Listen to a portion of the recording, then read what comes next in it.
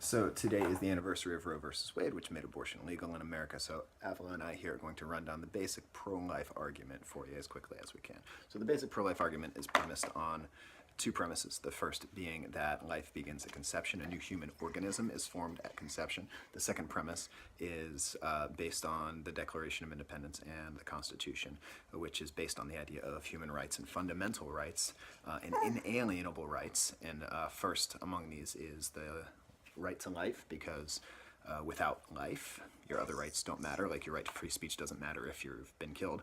And so it's the first right and the most important right. And so those are the first two premises. And since life begins at conception, and since we all have inalienable rights, then the unborn have a right to life, inalienable, just like you or I. If you disagree with the first premise that life begins at conception, I've got bad news for you. It does. This is settled science, and it has been for a long, long time. In fact, this is why many of the states, way back in like the end of the 1800s, started outlawing abortion, was because the fetology and embryology studies were showing that life begins at conception. And if you don't believe me, you can look it up. It's in every embryology textbook and biology textbook, and even pro-choice scientists are willing to admit this, that before conception, it's sperm with a man's DNA and an egg with a woman's DNA, and afterwards you have a new organism with new DNA, a new sex, new blood type, new chromosomes, and all it needs to grow is the same thing you and I need to grow, is a healthy environment and time and nutrients, whereas sperm and egg, given those things, won't turn into anything else. Given those things, the fertilized egg will continue to grow on, which makes it a new organism separate from its mother and its father.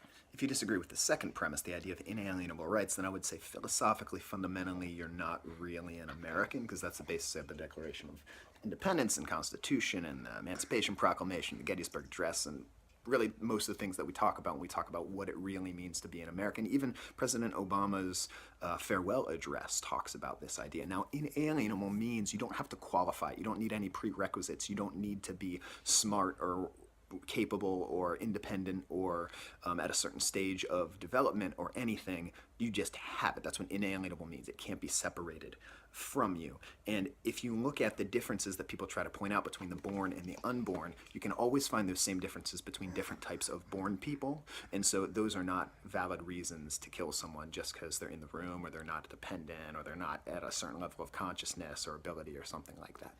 Baby wanted to move. Let's address a couple objections. So the first one is that you pro-lifers don't really care about people after they're born, only before they're born, and why don't you care about all these other pro-life things? One, we often do. Two, we don't always agree with your methods, and sometimes then we get accused of not agreeing with those topics just because we don't agree with the methods that other people have.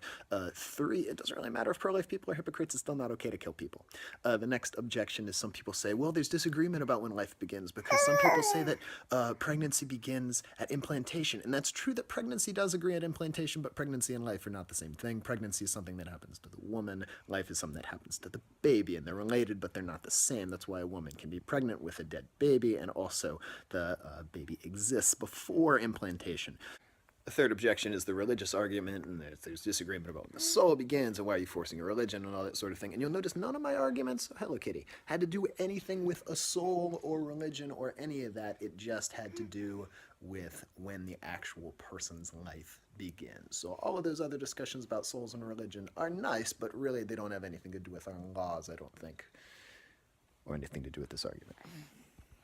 Baby was hungry. The last objection I'll address is the one where people say, well, you're a man, you shouldn't really have any opinion on this, and while I don't really think you need personal experience with the topic to be able to speak intelligently on it, I actually do have some personal experience with this, because even though I've never been a pregnant woman, I have been an unborn child, and I'm very glad I was not aborted.